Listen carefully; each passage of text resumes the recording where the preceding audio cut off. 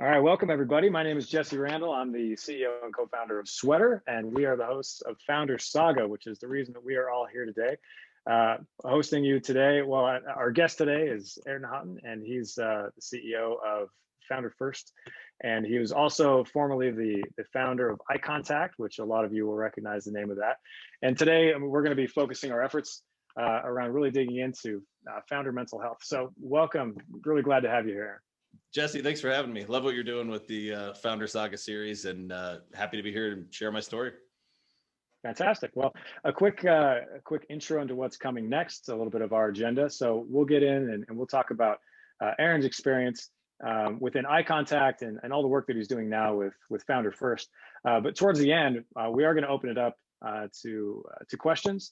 And ideally, what we'd love to do, if we have time, is to invite someone in to actually come live with us and actually ask Aaron your question yourself. But in order to do that, we need you to put the question in the Q&A so we know that someone's interested.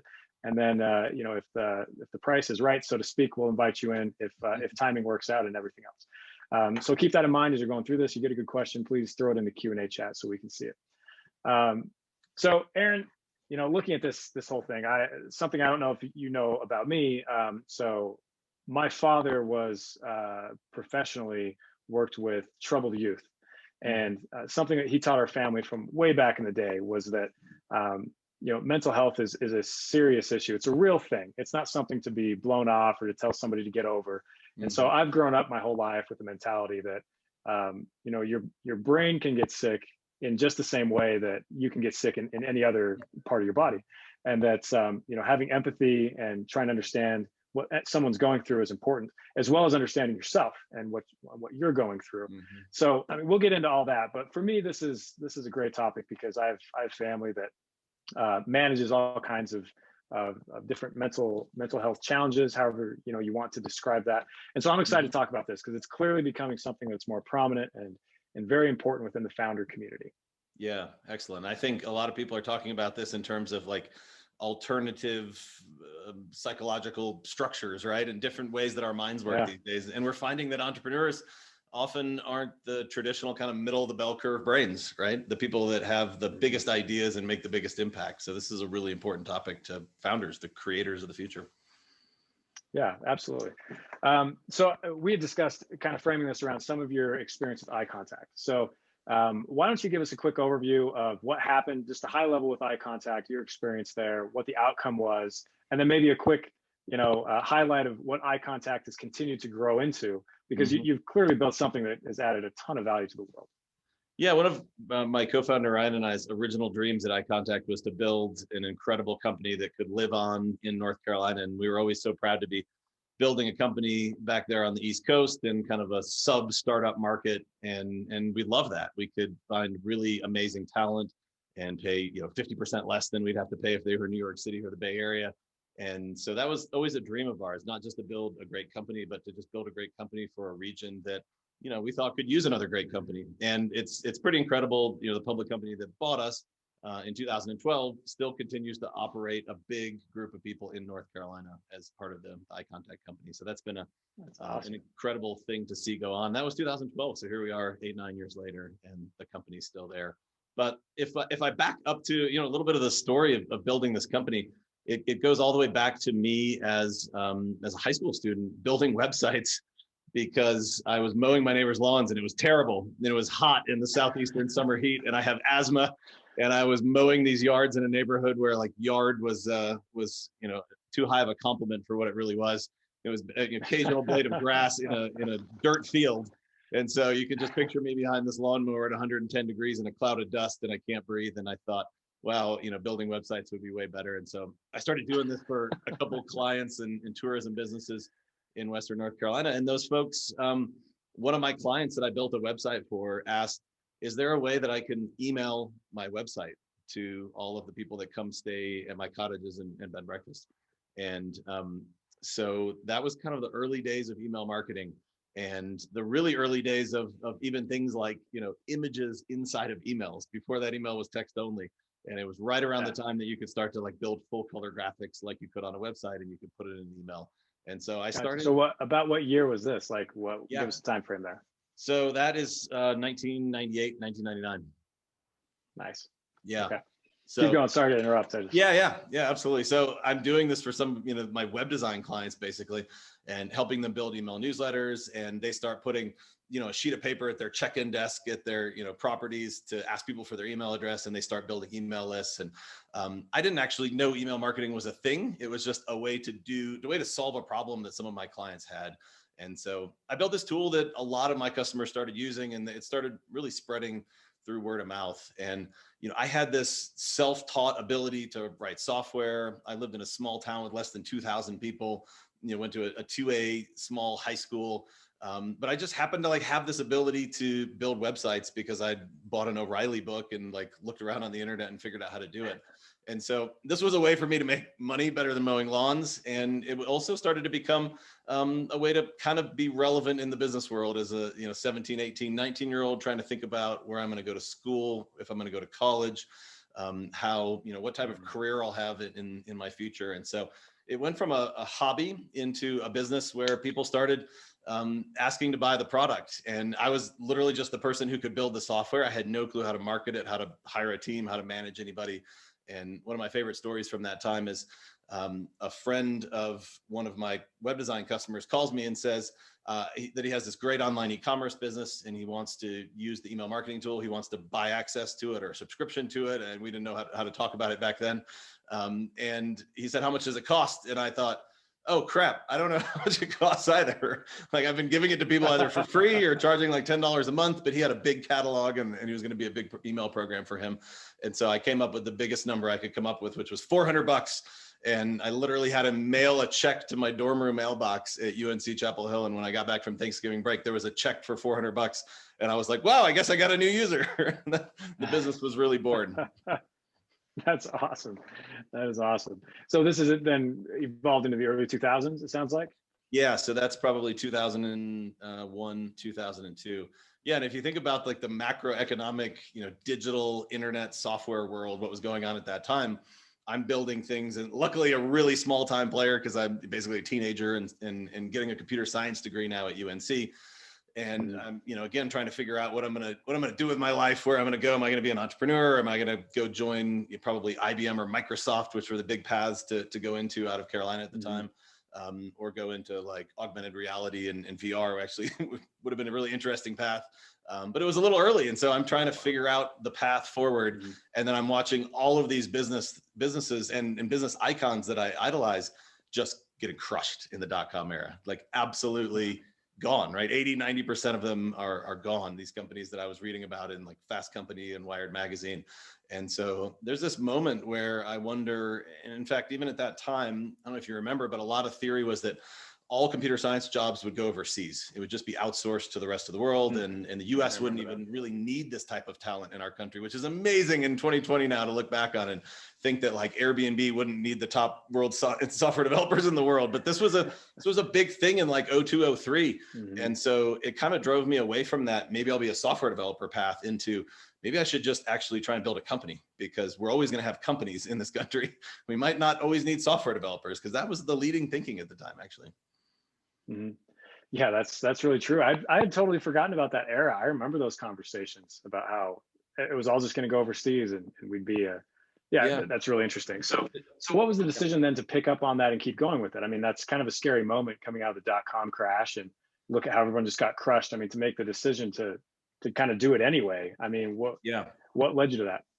Yeah, it was such a slow rolled thing. The early years of this company, I didn't raise any capital. I met my business partner really 4 years in, my co-founder, Ryan, because I hadn't really formalized this as its own company, as its own business. It was like a product that lived inside of my web design services business that I was running.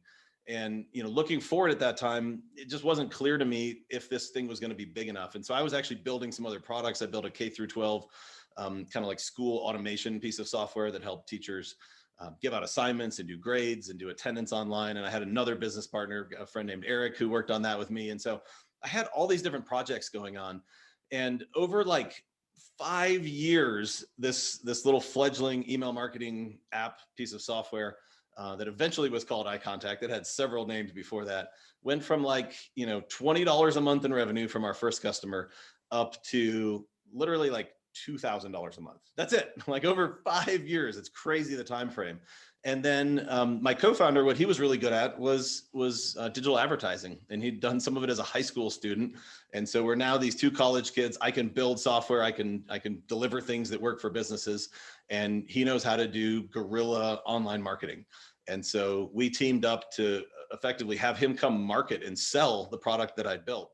And that was the official genesis in July of 2002 of the company that we ended up calling iContact. And our first year in business together, we produced $13,000 in total revenue. that was step one. Excellent. But that was, $1,000 a month that we could put into Google AdWords and advertising and drive more customers and drive more customers. And our second year was about $300,000. And the third year, officially working on this in 2007, we broke $1 million. That was our $1.3 million year. And I can fast forward through the rest of it and let you dig in on the parts that I think are most interesting to your audience. But that was really our play. Was we built this company to about $3 million of annual recurring subscription revenue without any outside dollars. And that's why it took so long. It took us like 7 years from original origin of me building the software to get to $1 million in revenue. And then we raised outside capital and started pouring that on top of our marketing and advertising budget. And it moved really, really fast. In 2008 and 2009, another economic recession again. We were actually really well funded at that point, had just raised a lot of capital, had really good unit economics in our business. And my little company, iContact, the email newsletter tool, we were one of the top 10 B2B advertisers on the internet in the world. We were spending about $2 million a month on Google ads. So look at your AdWords budget. Back then it was DoubleClick as well, but now that's Google Display. Yeah. And imagine dialing that thing up to $2 million a month. And that's what we got to do for years, which was really a lot of fun. Yeah. Oh man, that sounds awesome. That was like the golden age of the internet, right? Yep. In many ways, I guess you could define that from different angles, but let's get kind of to the story where, you went through a building process, and for this interview, we're not going to focus a lot on that, but you got through, survived 2008, 2009 as well, and came out to a point where you were able to sell the business, right? So tell us quickly about that. And then I think that leads to the moment where you kind of had an aha in terms of understanding yourself a little bit better. Yeah. So the iContact story is really like the entirety of my 20s. So from my early 20s as a college student, pairing up with my co-founder Ryan and starting to build this business, that's when we get into like the real scale years where we're building this company. So we built it to $50 million in annual subscription revenue. We've got 80,000 customers all around the world, about 60% in the US, 40% out of the US. We have 350 full-time employees on 3 continents and in multiple countries. And it's a pretty good sized business. An acquirer comes along and makes us an offer, and the deal goes really, really fast. We were dealing with some internal struggles in the business at the time, and I think some of those had to do with just myself just hitting an absolute ceiling in terms of how I was handling the pressure and the stress of the business. And we made the decision to sell the company instead of continuing to grow it. And they gave us an incredible offer. It was a really, really rich deal for my co-founder and myself, and honestly, all of our investors as well. We took the deal. It closed 90 days later from us meeting the acquirer to the deal being done, wired in the account. For people who've sold companies before, you'll know that's insanely fast. We got really, really lucky. And then I entered this period outside of the business. The public company that bought us put a GM in to run the company, which was great. I was done. I think my co-founder Ryan would say the same thing. It had been a 10-year journey, almost all of our 20s at that point, professionally working on this business. We'd missed out on a lot of things that other people do in their 20s because we were working all the time. And I find myself in this moment about a year after selling the company where I'm completely overwhelmed with anxiety. And I'm actually in one of the lowest pressure moments of my life at that point, or at least in my professional career, because I'm not running this company anymore. We've cashed in. I have money in the bank. I have more available time, more resources than I've ever had at any point in my life. Yet I find that my personal health and my personal capability is honestly at an all-time low. It's just completely derailed. And I find myself laying on the floor of my home office, just watching my ceiling fan spinning around, and I'm just frozen. The stress, the anxiety is causing me to have a panic attack, and my neck and my back are tense. My chest is tense. It feels like an elephant sitting on my chest. And I just feel stuck. I'm on the ground. I'm terrified. And I asked myself this question: how did I get here? Like, I thought I did everything right. I wanted to build a successful company. Each year revenue was higher than the last. We won tons of awards. We sold the company even. We even locked in the success that we built and had a great exit. Yet here I am, kind of miserable, unhappy, feeling incredibly alone, and honestly not feeling confident that I'm a great entrepreneur that can go on and build more companies. And that was my aha moment, where I realized I'd done something wrong. And I was also 30 years old, looking ahead to what I would hope would be a career where I'd build another 5 to 10 companies over the rest of my life. And in that moment, I wasn't sure I could even stand up. It was a scary place. Yeah, that is a scary place to land. So in leading up to that, this is post acquisition, right? So, so to speak, you've got cash in the bank. Mhm. You're not running the business anymore. You still came to that spot. What can you narrow it down to anything that I guess brought it to the surface? Mhm. Because from my understanding, a lot of that, it's we push those feelings down inside of us, right? We Mhm. push the indicators away until you get to a moment where you kind of rolls over the top. Yeah. So was there something that kind of made it manifest, or did it just happen? Yeah, it wasn't the first time I'd had a panic attack, that's for sure. But the other times, and the other times where I'd felt anxiety and even depression, and loneliness as an entrepreneur, were usually during times of extreme pressure in the business. So there was something just, incredibly scary happening where we thought we might lose the company, or we thought, our investors might take more control from us, or might take more of the company from us, in that balance that happens inside venture-backed companies. Over the years, we raised $65 million. We had everyone from angel investors up to, Series A early stage investors, to private equity, or in Series B venture capital, and private equity, and debt, and mezzanine debt. We had like every type of money in our company. And so there were these moments where we were looking, going, are these people going to own the whole thing someday, right? And everything we built, will go to nothing. So I had felt the pressure in those moments. And my solution, when I noticed those little cracks forming in my foundation, was to be scared and to run away from them. And what caused the huge collapse for me psychologically in 2013, a year after selling the business, was just the accumulation of all of these small cracks. I hadn't worked on any of them. I hadn't been brave enough, honestly, to admit that they were real things. I was in my 20s, so I kind of thought maybe like I'd just grow out of it at some point when I became a real adult.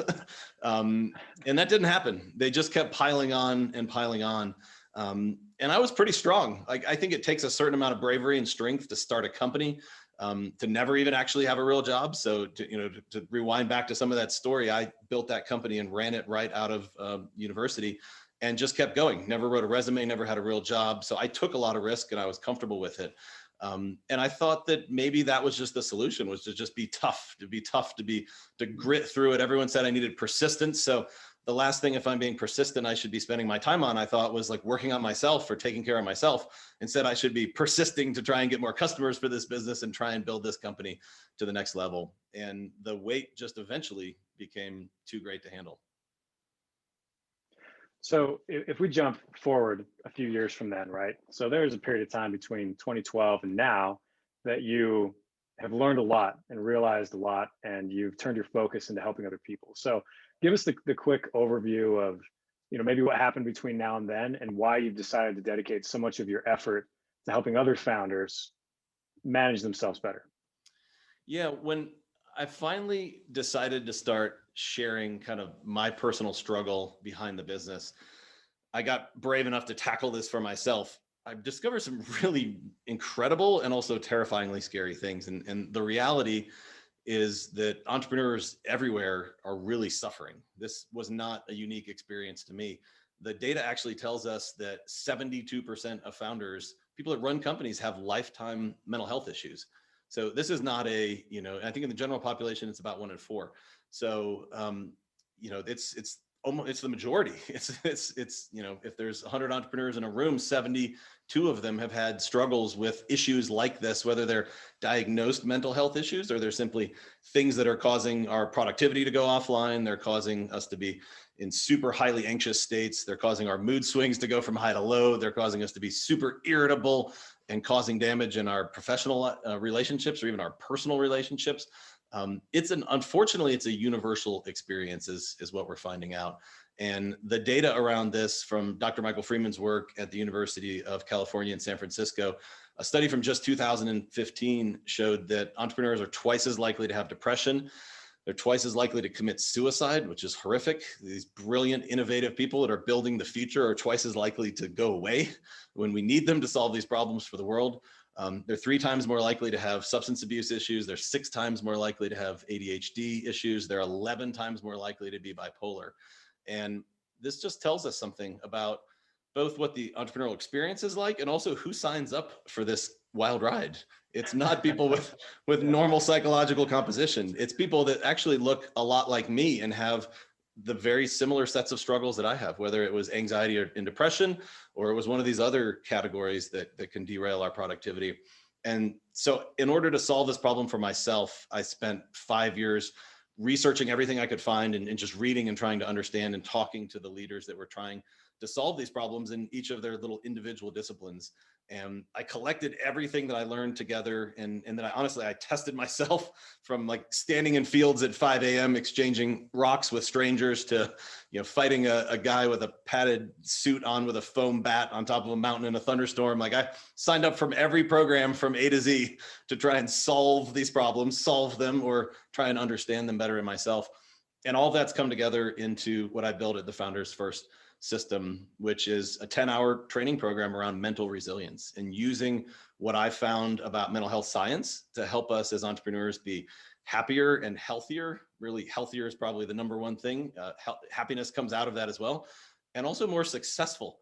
Because the really incredible epiphany that I found in all of this is that the tools that make our minds healthier actually make us more productive. They make us more intelligent. They make us better operators in our business. They help us focus on things that are important. They help us prioritize correctly. They help us build bigger companies that can change the world at greater scale.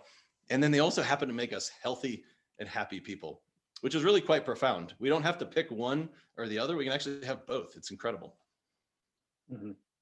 So all of this has really become much more public, mainstream, whatever you want to call it. I mean, just in the last 3 or 4 years, it's really come to light a lot more. And I feel like, when I was a kid and my dad was talking to me about, folks that are dealing with depression or any other type of, issue that they have to manage, that they have to manage, was very much a stigma, and the stigma that you don't talk about it, right? And if you do just need to buck up, and very much this mentality, and it's starting to break down in society, which is fantastic. So how have you seen it change since you really started focusing on it 8 years ago? How have you seen society evolve? Yeah, to me, there's folks under the age of about 35 really seem to get it more. There's a lot less stigma I found in that age group. So people that are running companies that are young, that are right out of college, or running companies in college, there's a lot more acceptance of this topic among that group. So when I talk to those groups, they usually have an understanding of, how to think about themselves, how to evaluate themselves, how to know when they're having a good day or a bad day. They don't always default to, I'm going to just, grin and bear it and grit my way through this by just being tougher and tougher and tougher. I see a bit of the age range, kind of my age range. I turned 40 this year. So people between kind of 35 and 50, it's a topic where you can either decide you're comfortable talking about it, or other people are still just completely sweeping it under the rug. So there's kind of like category A and category B there, which I think is really interesting. And then I think we're finding maybe my parents' generation, or the generations between me and them sometimes, there's a lot less discussion in folks probably 65 and up. Many of those folks, amazingly, if they've survived as entrepreneurs this long, have figured out the tools to do it, right? They've been through the just crazy ride that I've been through, and they suffered. And if they're still alive and they're still doing it, they've figured out some tools to get them there.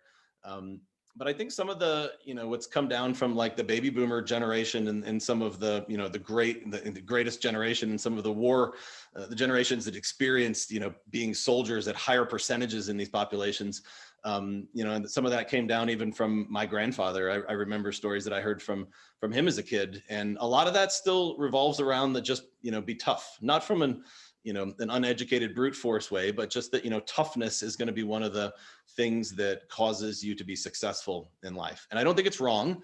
It's just ill-applied in a lot of ways. Toughness to me means being able to be vulnerable and be open about where I'm not good. And in front of my team, when I meet with my executive team at my own business every week, I share my personal health scorecard of where I am across 5 categories. How am I good? Am I bad? And each of the folks on my team share the same thing. So we're able to actually be tough by being vulnerable, by being not scared to tell people when we're good and when we're not good, and being tough about having a personal evaluation discipline so we can think about whether we're good or whether we're not good and be honest about trying to solve it. Mm-hmm. So you bring up several interesting points there that make my mind, do its ADD thing. So in thinking about applying this within a team dynamic, right? Because there's a certain level of trust that needs to exist in order for someone to feel comfortable in sharing, your status, so to speak, like you said.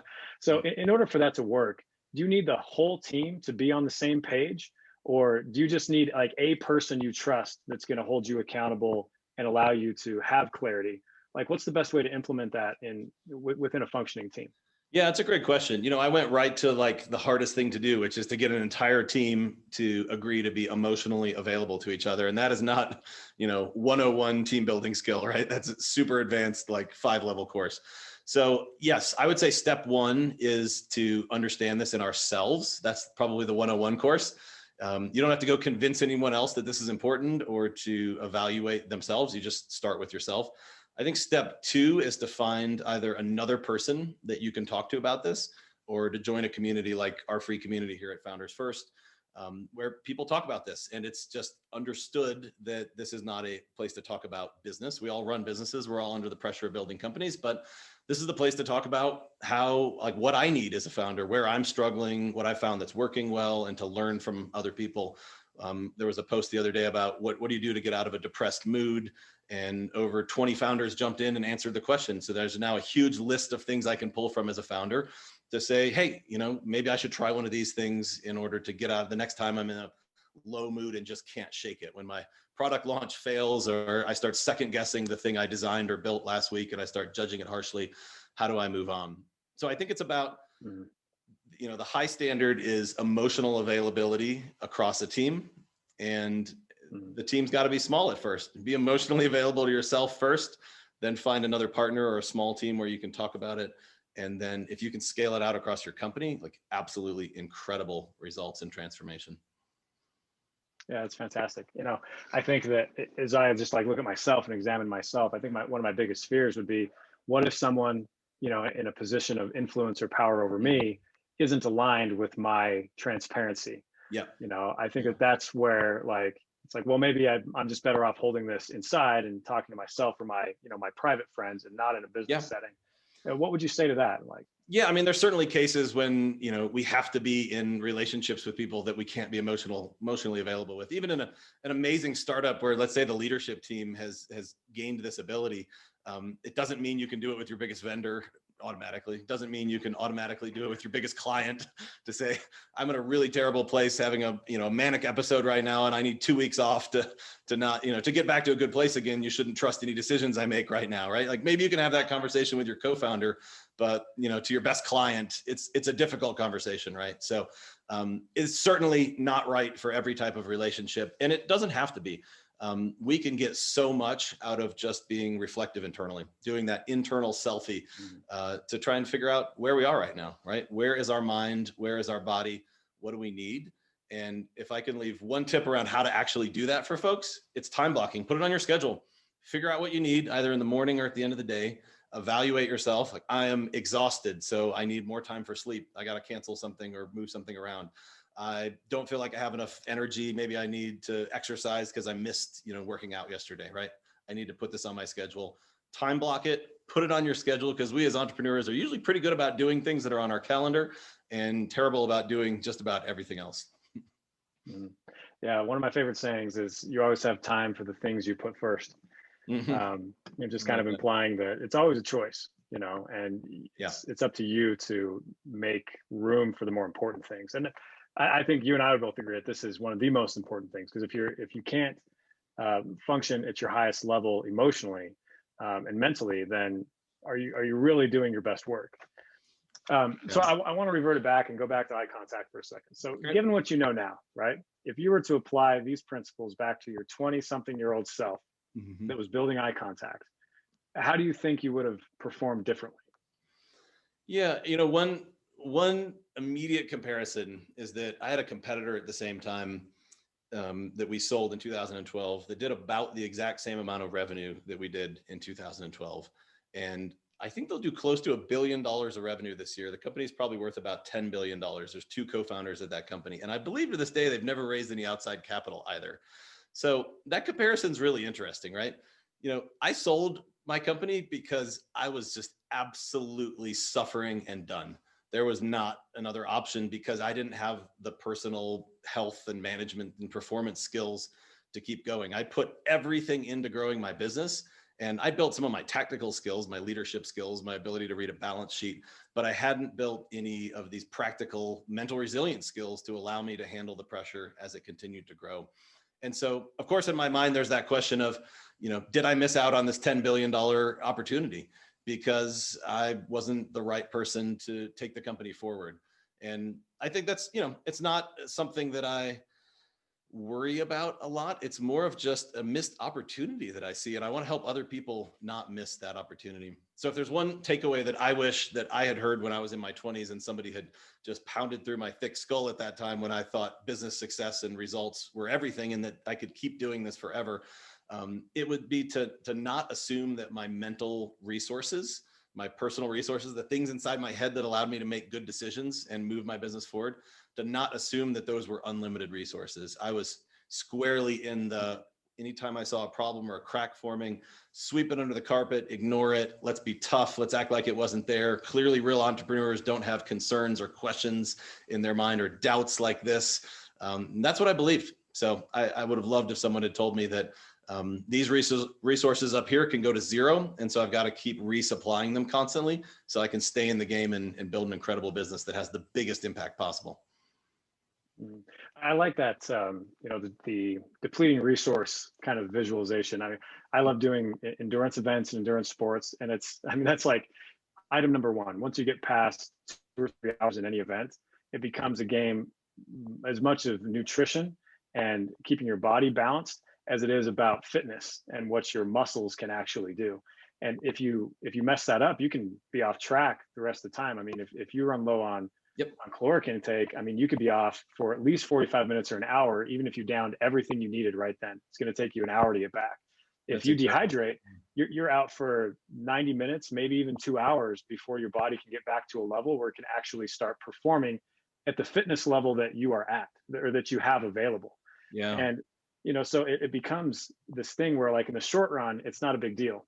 But in the long run, if you're really trying to do something substantial, which at the end of the day, if you compare it to entrepreneurship, it is a marathon, it is an Yeah. endurance event. It takes a long time. You're talking, you know, years, 5, 10 more years to build the thing that's, you know, ultimately needs to be built. And so if you can't sprint your way through the whole thing. Yeah. So I really like that. One of the great marathoners, I think he was Australian, said that for in the first half of a long distance endurance race, for every minute you run above your optimal pace, you lose 8 minutes off of the back half of the race. So it's exactly what you've shared, right? And most entrepreneurs, if we think that it is a 2-year or a 3-year race, which honestly all of us do when we start our companies, we're like 2 to 3 years, you know, have you seen my Yeah. projections, Excel spreadsheet, right? You know, 50 million in revenue, year 2, it's going to be huge. We're going to sell it. Like, the reality is, even if someone gave you 50 million in that year, you couldn't figure out how to deliver product fast enough, right? It can't happen in almost all business models, right? 99.9% of them. So the challenge is, as you exactly said, is to figure out how to get to 8 to 12 or 15 years. And I know entrepreneurs that are starting right now are hating me for saying that. And they're saying, that's wrong. Mine's going to go faster. About 2 to 3 years in, take a look at what you think the actual trajectory is and reallocate resources to get through 10 to 12 years, 8 to 12, 10, whatever. But don't optimize around 3 years, because you're going to absolutely crater. And honestly, the business results will start to crater in year 3 and year 4. Yeah, you're absolutely right. And I think that another thing to note or realize in that journey is that, you know, that might even be assuming 8 to 10 or 12 years of a fairly positive trajectory. Yeah. Most companies are not going to have that fairly positive trajectory. You know, you're going to end up in situations that are way more stressful than that. Most companies don't make it, or they end up, being in more of a sustainable position where there's a totally different kind of pressure on you because of the funding that you brought in, Yeah. and not being able to meet the performance requirements of bringing that funding in, and that kind of pressure. I mean, that's hard. Um, Really hard. so, Yeah.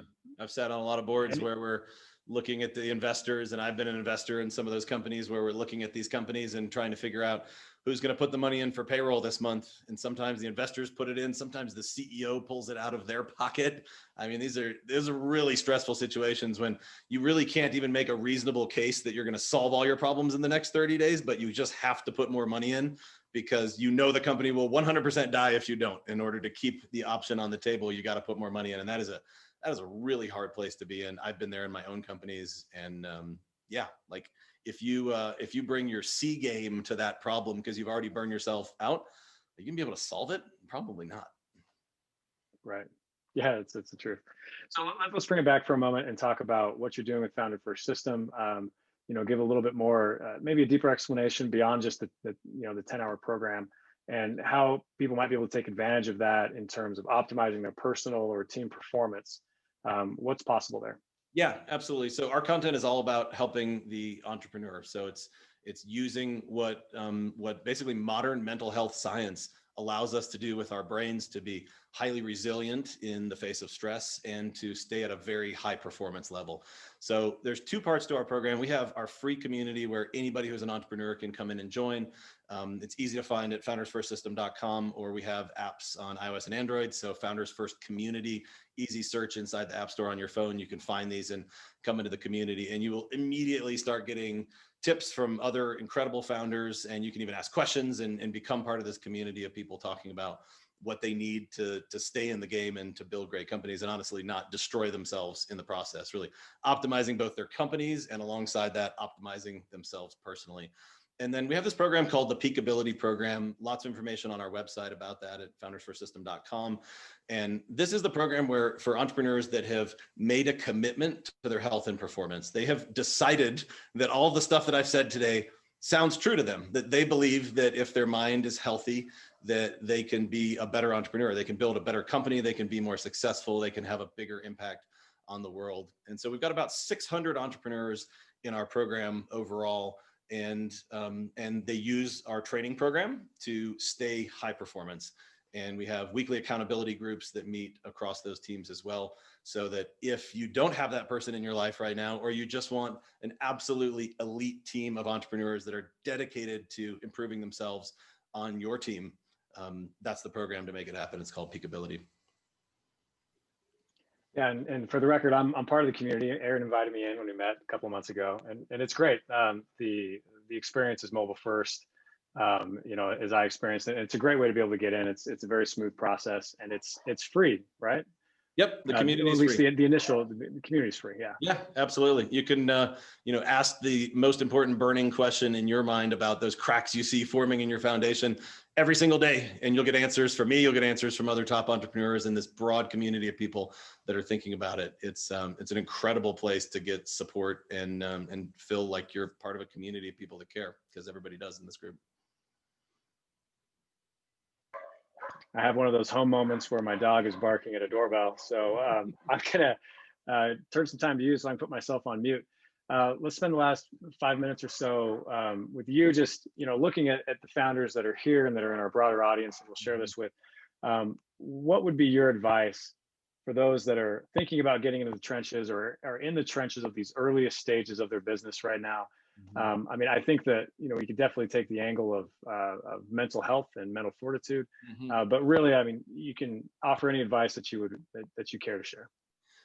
Perfect. So, if the next time you get on an airplane, now in this world of COVID, we're not getting on airplanes right now, but think about maybe the last time you got on an airplane and you sat down and you were trusting your life to these leaders at the front of the airplane, these pilots that were going to deliver you safely, in a metal air rocket through the sky to where you're going. Do you want those people to be treating themselves the way that you treat yourself? If you only slept 4 hours last night, you're pushing yourself too hard. You're using stimulants of whatever type to try and keep yourself productive and keep yourself from falling over. Is that what you want the pilots of that airplane that you're sitting on to be as their personal health disciplines as well?